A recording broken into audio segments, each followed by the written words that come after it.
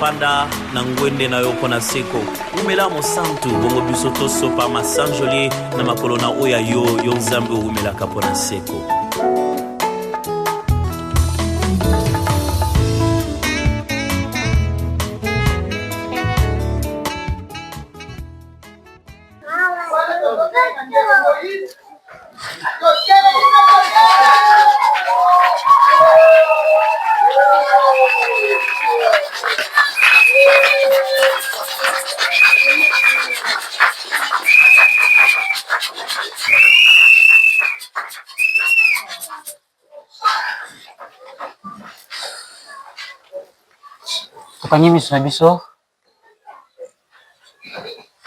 Seigneur, merci pour moi, malamu yawe nzambe aussi tout pour la présence na yo. Kolo na ebi ke moto enseignant malamu ezali yo nzambe. Kolo na tiki moment na sia loboko na yo yawe. Azali esalelo ya pamba utiliser nga puissamment abondamment Seigneur. La puissance ya molimo na yo nzambe na sala part na yo. Na telemeli nzambe maele na nga eza na bokonzi te. Na telemeli puissance nyonso ya monde à ténèbres. Et que nous régner na sika o yawe. Na renverser force na yango au nom de Jésus. Tika ete kombo na yo Yesu nde tomba ma sika o. Tika ete kombo na yo nzambe eza likolo ya ba kombo nyonso. Parce que yawe nzambe yo longa ki Satan pour que to kombo na yo emata likolo ya kombo ya Satan. Yawe nzambe na tiki ete moto nyonso atie matambe na sika o a bénéficier ko ute pai na yo. Dès le kumu kemo ma sans joli et kozonga na mboka na yo na kombo na Yesu tolobi amen. Amen. To beteli Yesu maboko.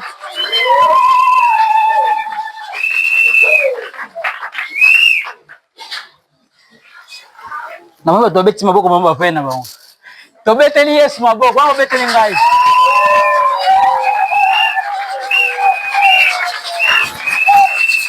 Betela Yesu maboko. Ah. Kene yoka. Tata pe mozanango. Pe maga ozanango. Tala place olalaka. Tala bato bazana ba morgue. Ngai na kofela chef na biso atiki ndaka 3 niveaux. Baneto kundie un mois na ndam. Atiki ndaka 3 niveaux na de bonhomme. Atiki 3 hectares bo na njil brasserie. Mais akufi aibi pe mamwana souté. Mais peut-être yo na ndako ozata na 3 mapangu te. Ozata ofutela na yo gutu. Muso ofutela ndaka 10 000 hein? Mais nzamba pesi yo pema. Nzambe so pesi yo pema, c'est kaza na projet na yo. Na asisi yango te. Nzambe so ko tika na vie pour azana makambo sana na yo na sali yango te. Alléluia. Atobetela Yesu maboko parce que pesi yo pema na bomo. Betela Yesu maboko.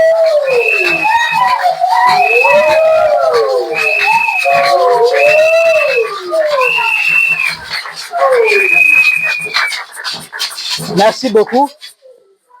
Na kosenga biso bolimbisi vraiment totanga nanu passage moko nde tokovanda mbala moko. Jonas chapitre 1 verset 6 à 12. Jonas chapitre 6 1 verset 6 à 12. Seigneur au nom du Seigneur. Amen. Les pilotes s'approcha de lui et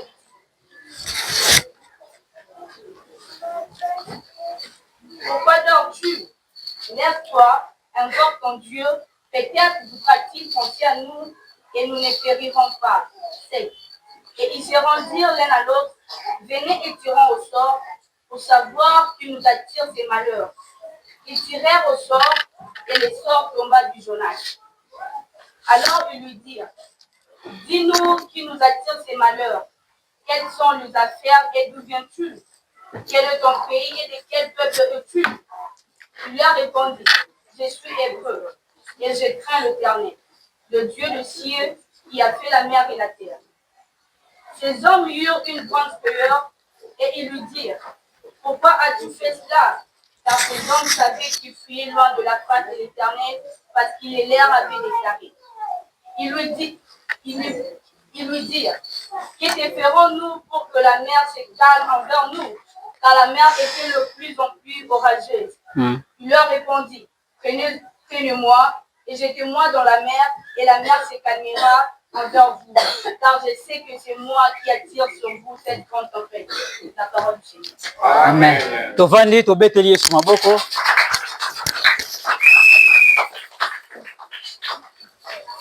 Napesi biso mbote na kombo na Yesu. Avant na kota na mateya na ngai, napesi na papa na ngai merci. Ato loba awa na bandane Kodim. Biso toyaka ne Kodim ba bébé. Mama landu ba koyeba. Na temps wana biso bando tangela biso ba bash. Tono vana ba kiti te.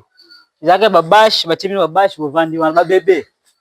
Tinda komi boye na beti 20 quelques des années. Na papa nde lelo na telemi pe lokola mosala ya Nzambe. Alléluia. Na pesi biso nyonso mbote pe na pesi merci parce que mutu nyonso ndimi kotia mai na douche ko sokola eza facilité. Andimi ebele a ba sokola ba électricité parce que bando zela msu courant ya ata mai na cafetière a chauffer ata la cantine ke sokola. Parce que lelo cafetière etikali sou ya tite msu ko soufela mai ya ko sokola. Alléluia. Amen. Amsupi wa sokola ba makolo awa mais comme toye pona komba Yesu Nzamba pambola ka biso. Parce que bibi elobi boye ke makolo nyonso epotaka mbawa ya Musa Nzambe pambola maka. Ate sokola ki makolo. Ate sokola ka boye. Comme moye na présence de Nzambe Nzamba pamboli yo déjà. Alléluia. Parce que bibi elobi na ngai que 7e jour eza mokolo oyo Nzambe apambola ki pe a sanctifiaki. Ya onde tozana kati esika tozali béni. Mutu oyo amemela malédiction azate. Oyo kolinga memela malédiction elanda ye moko parce que eza journée Nzambe ye moko apambolaki. Alléluia. Ye abike nga na béni yango pe na sanctifier yango.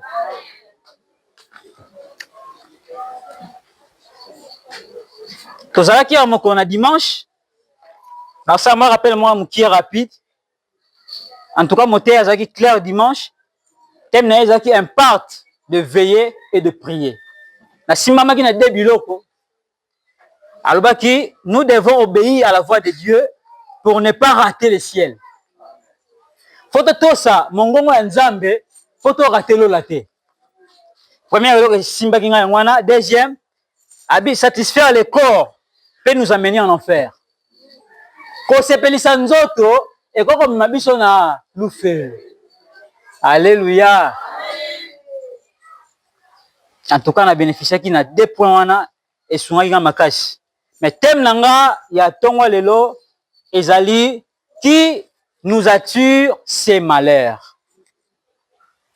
Qui nous attire ces malheurs. Dimanche wana kuna mama na biso moko na lingara mingi nde atalisaki biso awa pourquoi dors-tu. Maman Pierrette. Amen. Alléluia. Elle a dit comme mot spirituel. Ils ont un biloko bombi na kati. Comme on a maman land biso stoyebi. Ah, azali belle mère na ngai mais na musala Nzambe, na musala Nzambe munene. Baza ba coach, o bazo coacher biso lelo to telema pe to sala musala Nzambe. Amen. Hier atalisaki biso pourquoi dors-tu? Ngai lelo Nzamba tienga ya motema nalobela qui nous attire ces malheurs. Nani azobendela biso ba pasi oyo? Nani azobendela biso minyoko oyo? Nani? Toti kotanga na Jonas chapitre 1 na 6 balobi, le pilote s'approcha de lui et lui dit: pourquoi dors-tu? Lève-toi, invoque ton Dieu. Peut-être voudra-t-il penser à nous et nous ne périons pas. Jonas Nzamba tindi na Ninive ake kote ya sango malamu mais abike ate kote ya oyo zende ya mwana ngai ngape ndolinga mote ya te mais ti lele kanga ngape na comprendre te. Jonas habite fona kima na ngana kinanga na Tarsis. Oh na Tarsis ezaki place bato ndoke osa mingi ba faire. Bato ndoke osa ba commerce na bango. Asomi biloko na ye aoke koteka na Tarsis.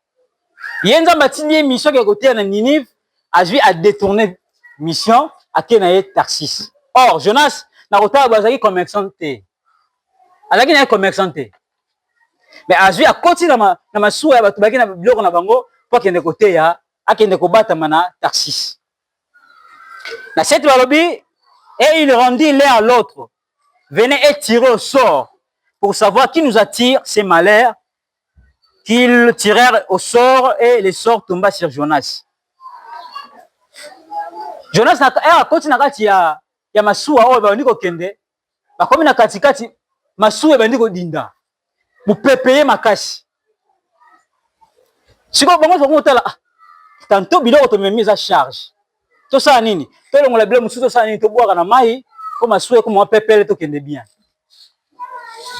bato oyo oyo azalaki na desaka fufu na ye azwi yango asali nini abwaki oyo azalaki na fo na ye kaka 200 000 biloko nasombaki azwi biloko wana asali nini tala moto amemela bato malere na kati ya bwato moto asombi biloko ake koteka mais comme bwato ekomi deja kodinda mopepeye makasi abi te tobwakaka biloko tondima tozwa perte mais tosauve bilimo na biso mais moto yango akotaki na kati ya bwato ye amoni mopepeye makasi akeluka camouflage asala nini abatama na ye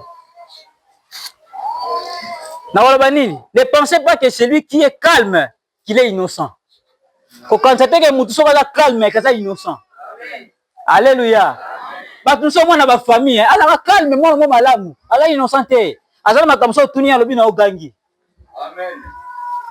parce que place wana Jonas ake kolala lokola kaka moto ayebi likambo te bango bazobwaka biloko mais toboki biloko mais ezodindaka nde nini Jonas wana kuna aza kolala mokumbi na bana na kosala na fuye nanu peut-être na mwe msutu meke eloko moko ya mabawa tobwaka aya kotala Jonas asali nini aza kolala papa yo lali bweneni mais bondi yana nzambe na yo so tani na kati ya masuwa wana bango nyonso bandi kobondela mais soko tangi teste wana au moins place mo bakomi bandi kobondela mais nzambe ya mukie die bache de ya mukie mais ebe pas Jonas babi bondi yana nzambe na yo nzambe Jonas azaki ya munene amen alléluia amen nzambe Jonas azaki ya munene peu importe ce kende ko lala abatami masaki na nzambe ya munene o ko mpe solution na kati ya masuwa wana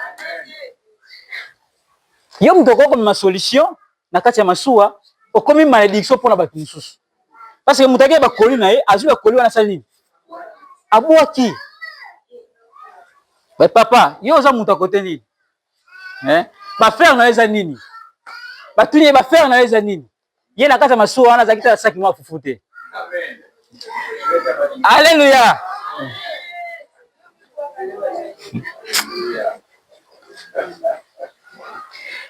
batuni alors il dit dis-nous qui nous attire ces malheurs quelles sont tes affaires babi c'est papa yebi biso nani abendela biso pasi oyo yo bafere na eza nini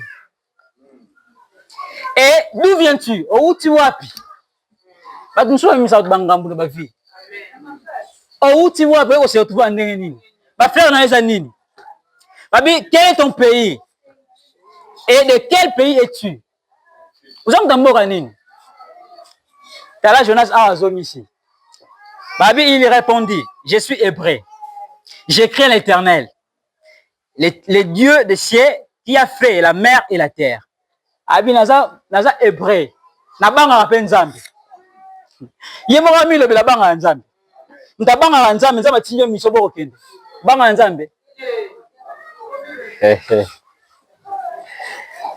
ces hommes eurent une grande frayeur et lui dirent pourquoi as-tu fait cela mais j'ai pas ni osali bongo car ces hommes savaient qu'ils fuyaient loin de la face de l'Éternel ye Jonas ayebisi bango te ke na okima nzambe ebika na bangaka nzambe mais bato bakomprendre moke oyo seke akimi nzambe aoya awa mais osali boye po ya nini sikoyo yebisa biso nani amemeli biso malheur oyo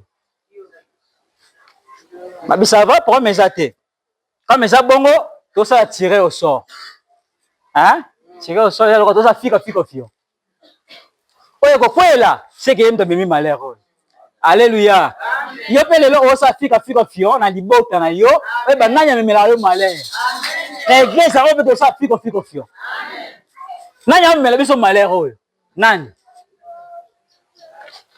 basali fika fio etombe sur Jonas babi eza yo ekamusinga na kati ya masuwa oza te na eloko te oyo kokoma ndenge nini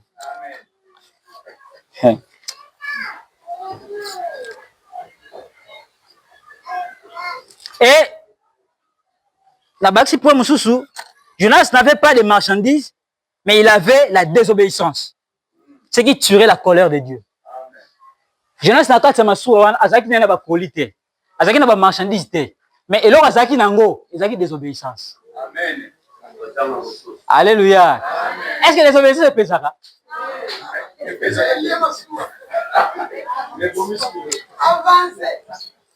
Désobéissance c'est moi on a répété. Mais ebeni colère na katia masuwa. Bato bozo biloko na bango likola désobéissance. Parce que souvent tout ça qui na nzambe makama sengé komate. Bato benga basa ba perte té. Mais à cause de désobéissance, bato basali ba perte. Et là nyonso nzambe asala ezaka na kanda nango. Amen. Alléluia. Nyonso nzambe asala ata mupepe ezaka na kanda. Amen. So moni kanda mupepe mutu namba moko mbe kanda boye. Yala bato mususu ala na ndako batole pumbwe na mupepe. Mukowa maye komaki na kanda ona ba mona te. À cause de désobéissance. Mais Jonas savait que moto ozo ben na malheur na kati ya masuwa ezaki ye. Malinga sa lokwa kaza innocent. Ama sa lokwa kaza innocent. Moto ozo ben de la batu malheur, ye mo pas en malheur. Amen. Alléluia. Amen. Faut en avoir malheur parce que pour mutana lipambola ben na lipamboli. Amen. Mutana na malheur ben de ka malheur. Soko ta mwana kuno ko manana. Malheur à Jonas c'est qui peut désobéir. A combien muta mawa alu pesa ke kokima. Pesa kimi abemeli batu désobéissance wana e beneli ba malheur. Alléluia. Et d'autres personnes sont dans la panique mais il y a l'ali. Batu muso ozu panique na kati ya masuwa mais il y a ça nini. Akena yolala. Donc quelque part son a tel test est bien, Jonas maintenant andoko luka to kufa na biso kaka. Amen. Pour yo kela ndeni bato bazi panique.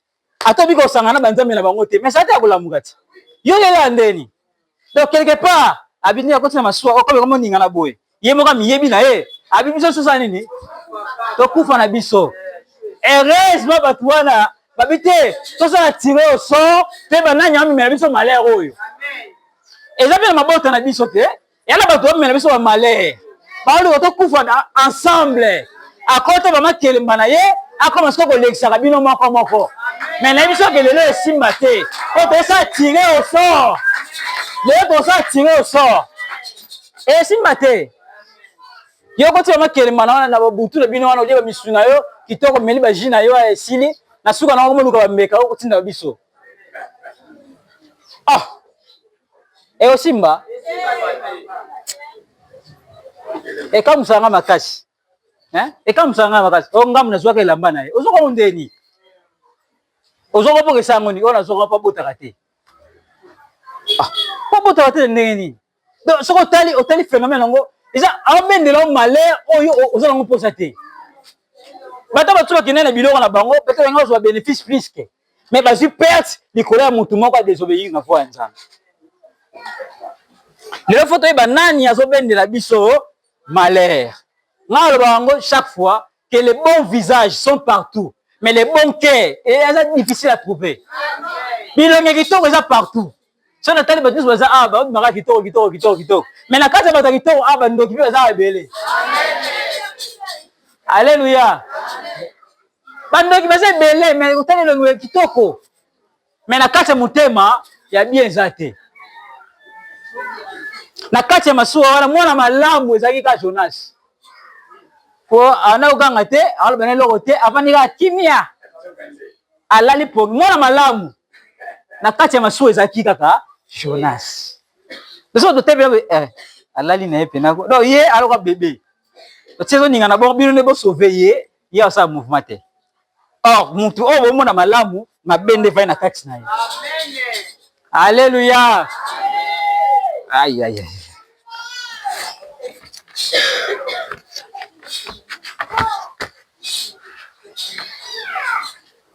ba Jonas nyonso ya vie na faut ba bona mai.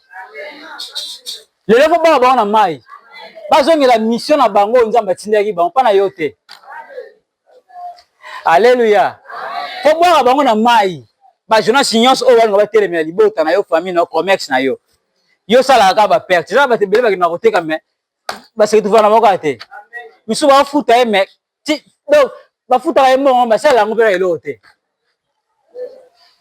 asala ngo elote parce qu'ils ont na bateau ba kota ba ntielele ba benda ka yango. Aujourd'hui Josué chapitre 7.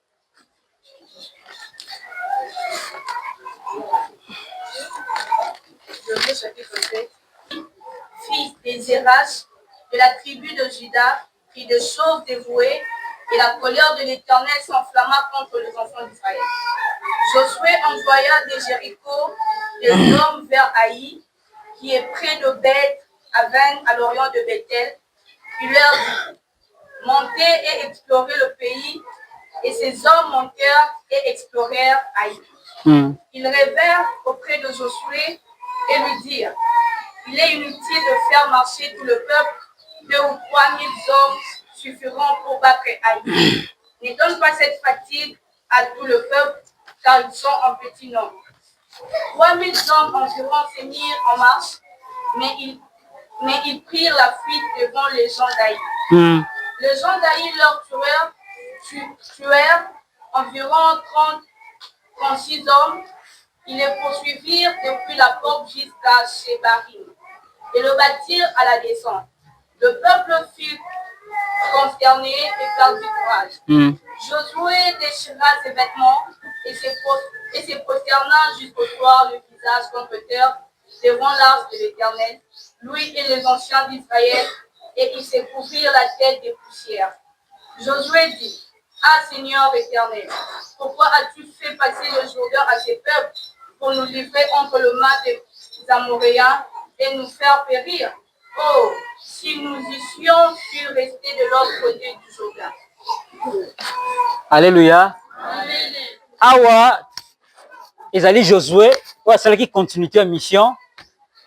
Er Moïse akufi, Josué nde azalaki continuité ya mission. Awa eza na mutu moko asusu lokola Jonas ya peuple Israël. Abalobi, les enfants d'Israël commis une infidélité. Bana Israël basali infidélité na Nzambe. Nzambe ayebisaki bango biloko oyo boko bomelanga yango. Moto moko te azwa eloko na kati ya biloko oyo. Ezaki etinda oyo Nzambe apesaki bango. Alors, na kati ya teste oyo tozomona bazobela Akan. Akan mwana ya Karmi, koko ya Zabdi na famille ya Zera. Bazaki na kati ya tribu ya Yuda. Alors, Akan oyo yende moto azwaki bibiloko oyo ezaki interdit, Nzambe apekisaki bazwa, mais azwi yango abombi yango na ndaku na ye. Abombi yango na kati ya ndaku na ye. Teste eza mulai. Na de balobi Josué atindi bato ya Jéricho bakende na mboka ya Haï, bakende kosala banquête po bazaki na posa babotola mboka ya Haï. Alléluia. Donc bakati Jourdain baza na posa mena bakende bakoma kovanda na Haï. Parce que avant kovanda na Haï bato bazaki déjà na kata Haï. Donc bakende babotola ne mboka wana. Baboma bato baza na mboka wana po bamba sa nini bakoma kovanda na Haï. Alors, bato pe bakei basali enquête, batali babi ayango fille ngo za nka mukie. Josué soki kotinda bato bake ko bunda na bato ya Haï, tinda ka bato mukie. Même 2000 ou 3000 ekoki nango. Parce que mboka ngo za nka mukie. Biso so to kekuna to leki na biso belé. Ba minimiser mboka wana. Alléluia. Ba minimiser yango bi bon. Tinda noka bato mukie, bakende baboma bato wana Haï pour que biso sa nini to koma na mboka wana. Josué pe abongisi ba soldats. Alors ça va 3000 personnes bokende na mboka oyo bo beta bango bo boma bango de façon que biso sa nini to ya mena ko vanda na Haï. Bato wana bakei ba soldats bazaki ba soldats ya makasi vraiment. Bakei ba komi na Haï. Bato ya Haï wana ya mukie. Babandi ko landa bango. Bango baza 3000. Admettons lokola bato baza 3000. Bato ya Haï baza lokola 1200. Toto chez lokola 1500. Maintenant 1500 personnes, bakimisi 3000 personnes. biso toye 3000 toye beta 1500 mais 1500 baluki biso bakimisi biso mais basoki na okimisa bango te babomi susu 36 personnes. Alléluia. Bakimisi bango kaka te mais babomi susu 36 personnes. Boza 3000 1500 personnes bakimisi bino babomi susu 36. Et bato wana bazongi pa Josué na kolenga Josué atali nini o babeti biso na Ai bakimisi biso. Josué akataki bilamba na ye. Alléluia. Amen. Akataki bilamba. Azwe longa balula mire. Akoma olele pa na Nzambe. Na 8 balobi Josué alobi kolo. Na koloba nini na bana Israël oyo okimisi na bangunia. Bato baza bangunia na biso to kepo ke to beta bango to longa bango mais bango ba beti biso pe ba bomi 36 personnes ba kimisi biso susu. Siko ba soda on a tindaki. So na tindi ba deuxième tour ke susu. Boke susu te. So Josué alobi kolo na koloba nini na peuple o po komba liboso de ba beti bango. Deuxième tour ke susu te. Na koloba nini? Pe alobi likambo oyo ko panzana na mboka tozali. Ke ba beti biso. Ba obenga na biso na mboka oyo.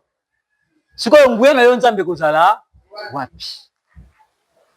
Bana Israël, peuple moko ya mukie, ville moko ya mukie, bakimisi bango, bakomisi bango ba impuissant. Tokoye ba cause na yango ezalaki nini? Pour que bakima. Otangi na 10, kaka wana na 10 na 14 rapidement. L'Éternel dit à Josué, lève-toi. Pourquoi restes-tu ainsi couché sur ton visage? Israël a péché. Ils ont transgressé mon alliance que je leur ai prescrite. Ils ont pris de choses dévouées par interdit. Ils les ont dérobées et ont dissimulé et ils les ont cachées parmi leurs bagages. C'est tout. Autant à 14? C'est à 14. 10 à 14.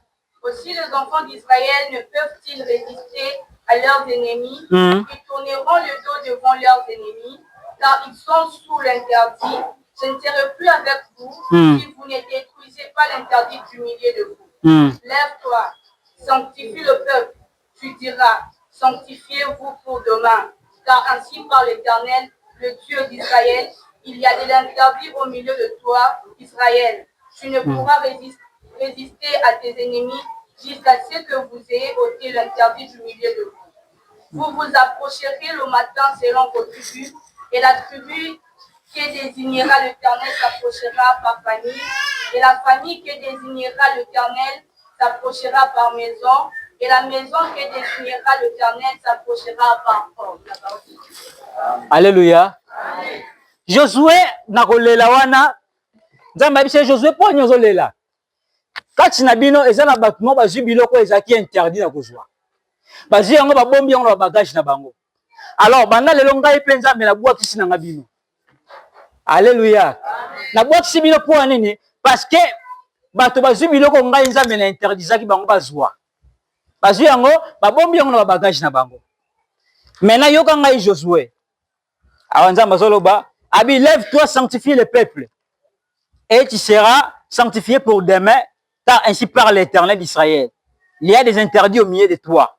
Israël, tu ne pourras résister à tes ennemis jusqu'à ce que vous ayez honté l'interdit au milieu de vous.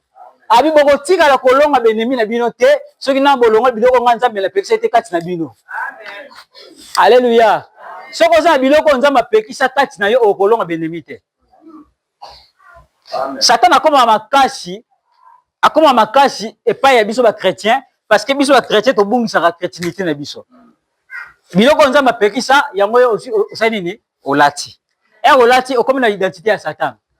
Mutakepanga azwi médaille, azwi mai, azwi nini. Ala ba pièce ya Satan. Soko obonga ya kombo na Yesu mena kati noza mayaka. Mayaka wana eza yo teza Satan. Abakeza eloko na ngeza wana. Aolonga yo. Ba chose eza interdit. Chrétien koza na ngote. Alléluia. Amen. Alors bato bazaki na ba chose bazaki interdit kasi na bango. Ba bomba ngona ba valise na bango. Abi Josué lobi na tongo sanctifier bato. Donc bengisa bato nyonso ya ba tribu. Tokosala nini? Na kati ya bato bengisa tokosala fiko fio. toyeba likambo oyo balongeli bino euti epai ya nani.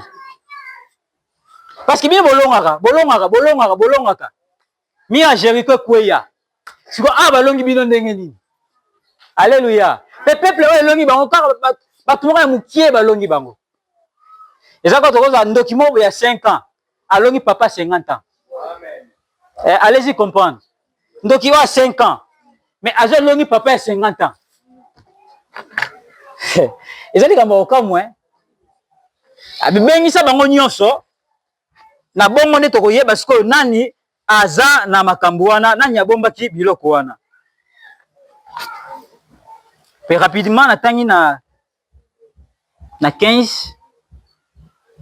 Celui qui sera désigné comme ayant pris ce qui était dévoué par interdit sera brûlé au feu, lui et tout ce qui lui appartient, pour avoir transgressé la loi, l'alliance de l'Éternel et commis une infamie en Israël.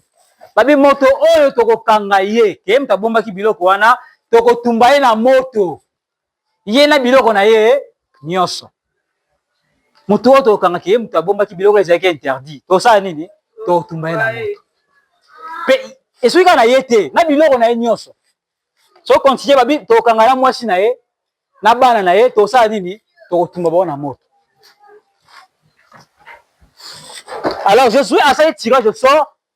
A moni ke likambo wana ekweki na ekweye pa Akan. Akan o papa bako mo ezaki Karmi. Abengi Akan mopanzi, abi Akan. Lobana ngai vérité.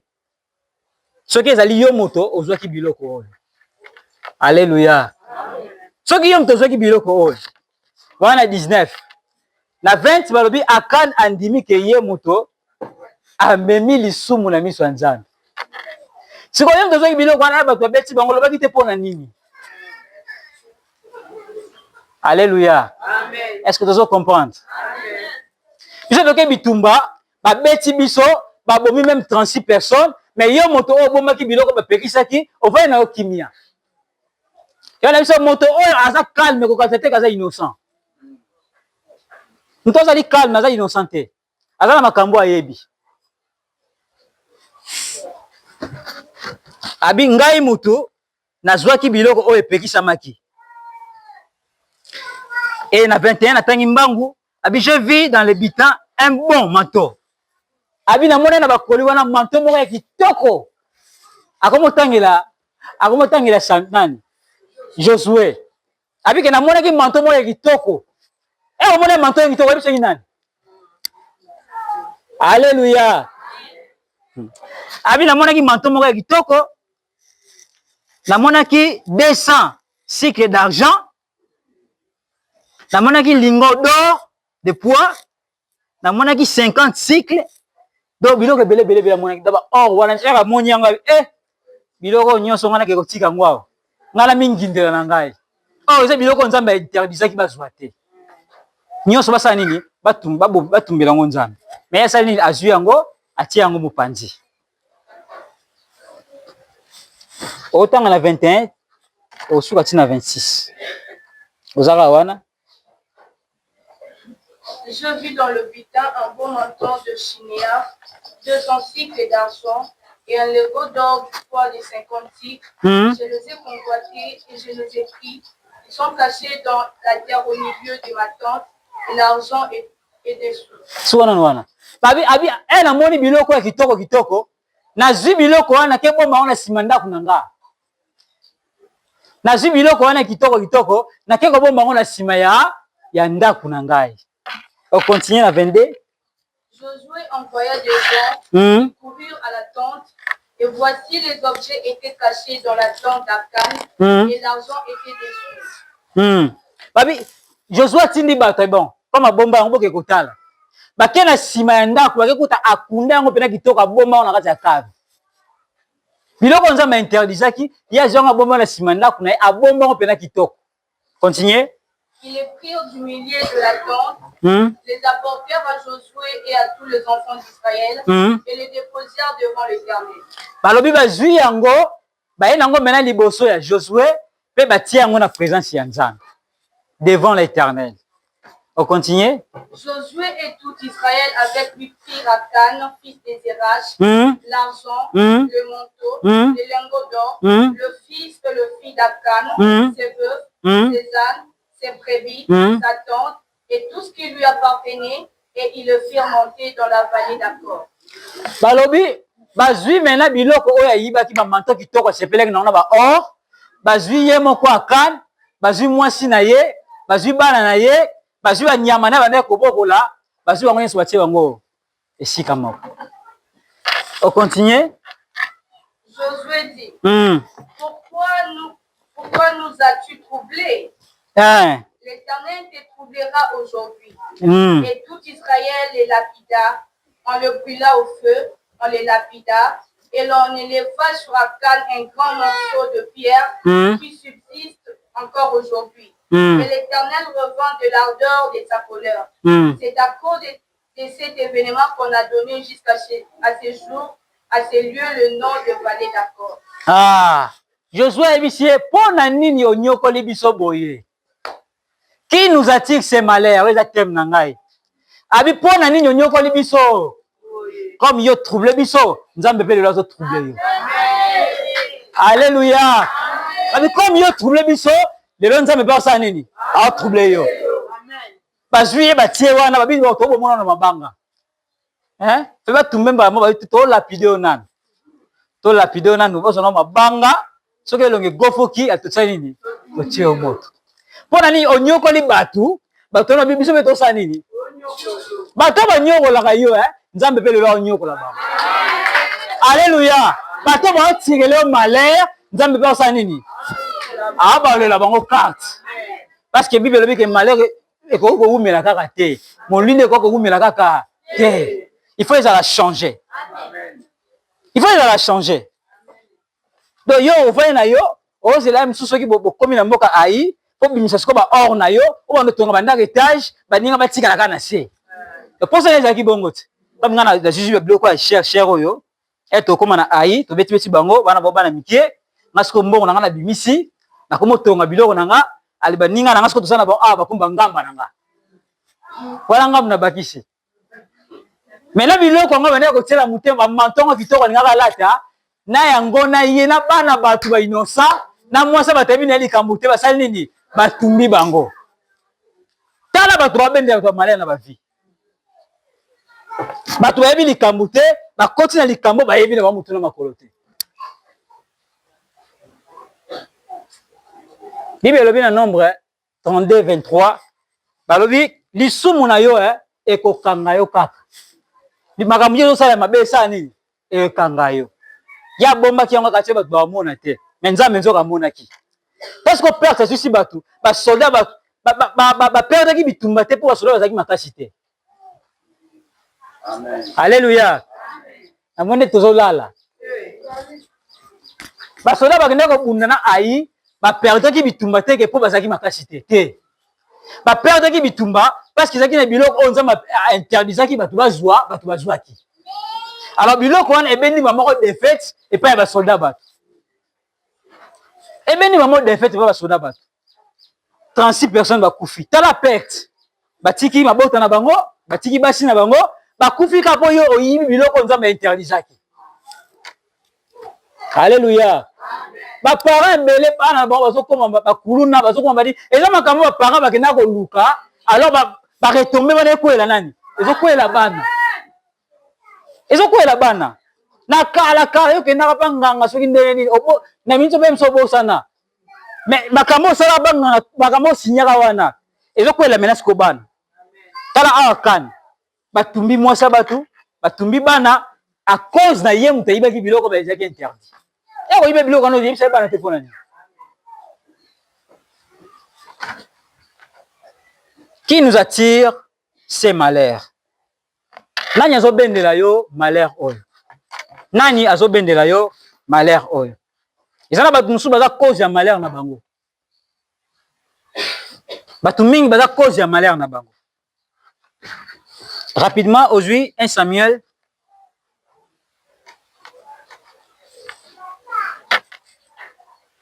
1 Samuel chapitre 15 Otangina no 1, tina 3. Samuel dit à Saoul, c'est moi que l'Éternel a envoyé pour peindre roi sur son peuple, sur Israël. Écoute donc ce que dit l'Éternel. Ainsi par l'Éternel des armées, je me souviens de ce qu'Amalek fit à Israël lorsqu'il lui ferma le chemin à sortir d'Égypte. Va maintenant, frappe Amalek et dévouer par interdit tout ce qui lui appartient. Tu ne l'épargneras point et tu feras mourir hommes et femmes, enfants et nourrissons, bœufs et brebis, chameaux et ânes. Nabi batu mususu babendaka malheur bango moko. Tozo luka awa nanya bendeli biso fasi oyo. Mais ça batu mususu malheur oyo azo luka pa batu mususu eza pa na ye moko.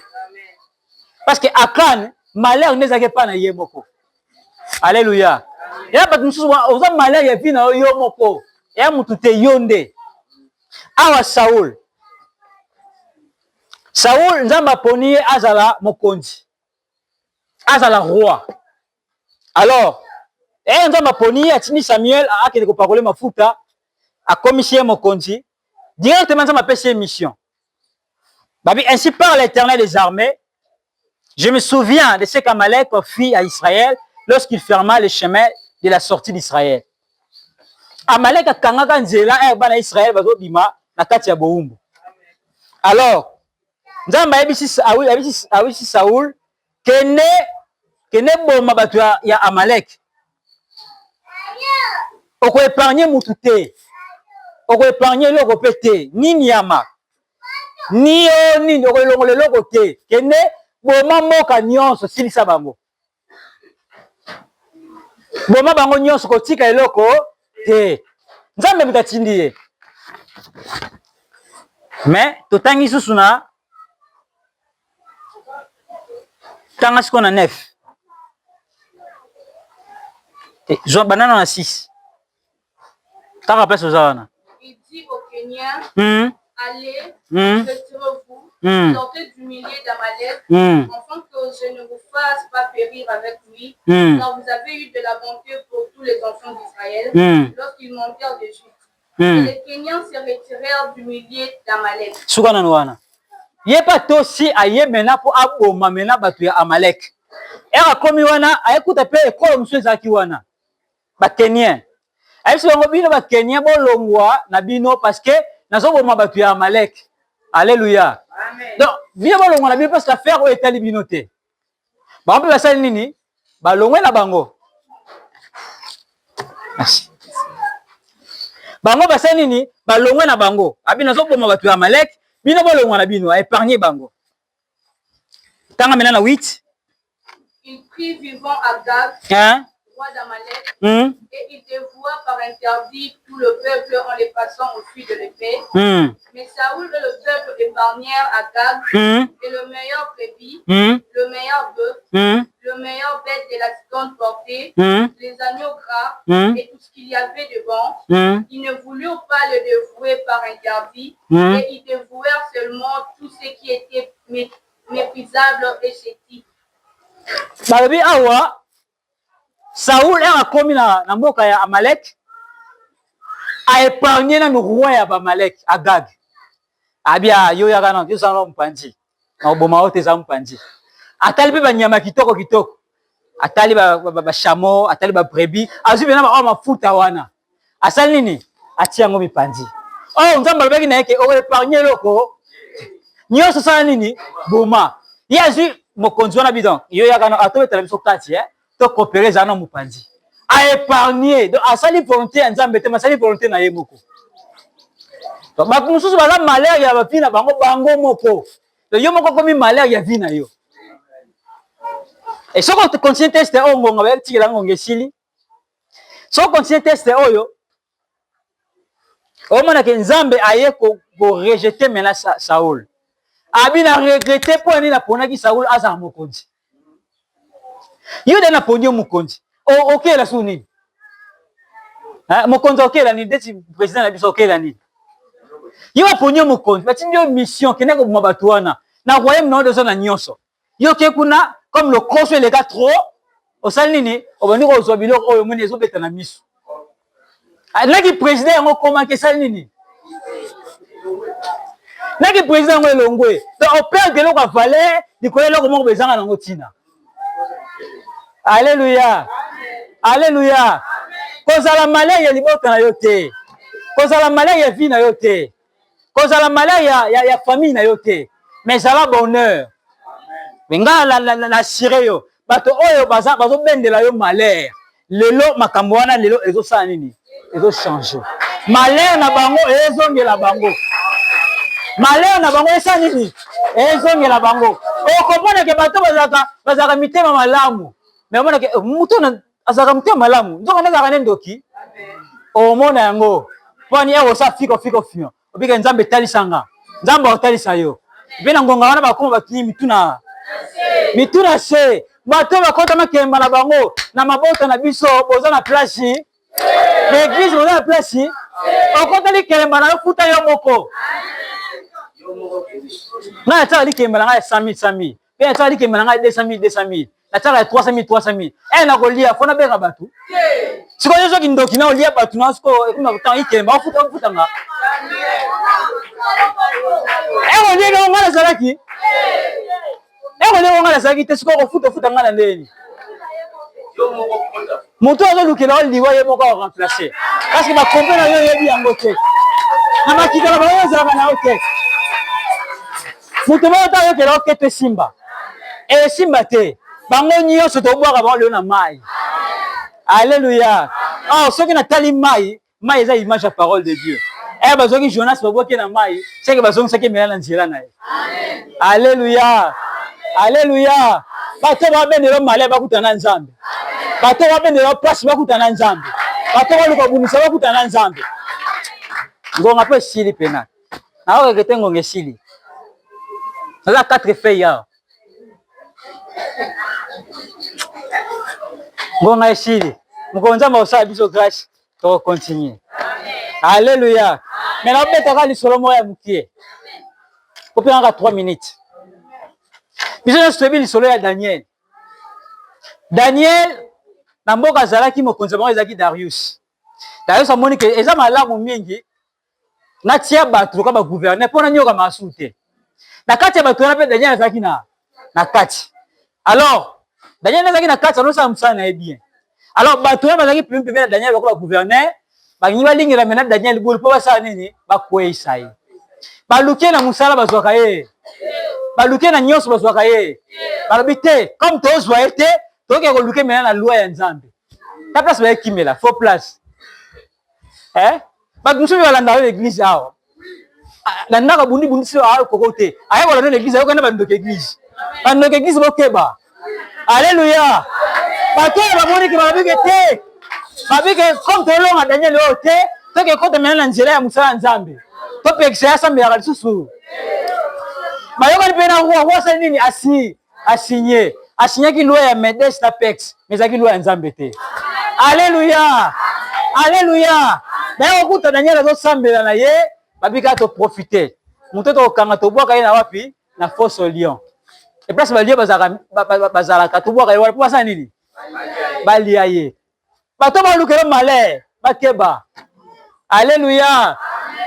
Mukolanga pe bakanga Daniel babwaki na kati ya bakosi. Mokonzi sale fort a épargner Daniel parce que Daniel makamando ko sala ezaki pena important na kati ya mboka. Sale fort mokonzi signature ya ngoyo ndenge bi banoko na biso ba signaka. Bandimi okufa mais Nzambe na ndimi te. Alléluia. Ndenge ba chef coutumier basalaka bakonzi ya quartier basalaka bandimi ke o kinganja wakufa sikoyo ba signer na bango merci bo signer mais Nzambe nani alobi babwaki Daniel mokonzi buto na lala te na tongo nango ye abi na mekana ko benga po na bisaki akende Nzambe na obikisa ye abengi Daniel abi mokonzi azona nga yao mokonzi atondaki na esengo tona mutanga kufite abo misena babimise ata ba cicatrice ezalaki na nzoto eloko mo ezalaki na nzoto te. Alléluia. Bata mokili balukele problème Nzambe balukele problème te. Tala sko carte ne changeaki babimisi Daniel batali basika atako tout tachité mais ba lion wana bazaki na nzala ya mikolo belé basimbi ete nzoka nde ba tenza mela biso za lion de likolo ba lion nyonso. Alléluia. Tala so ya bato sikoyo. Tala so ya bato lukela biso malheur. Balobi bino comme bolingaki ke babwaka na kati ya ba lion bino boya. Bazwika bango te bazuna basi na bango. Bazuna famille na baba sali babwaki na. Banani siko ba remplacer. Allez, esa me abi bangunya na yo. Bango ba remplacer. Malheur ba lukela yo esa nini? Eko ba luka parce que quand na eloko mo te réclamer yo. Ba lukela bolamu te. Bolamu na bango te ezongela bango boko. Ba lukela pasi na bango ezongela. Ba lukela monyoko ezongela ba. Eza na commerce na eza na famille eza na mosala nyonso mabe ba lukela ezongela bango boko. Siganza makola biso.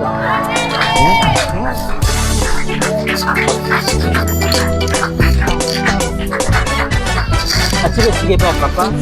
Ya wale ko bete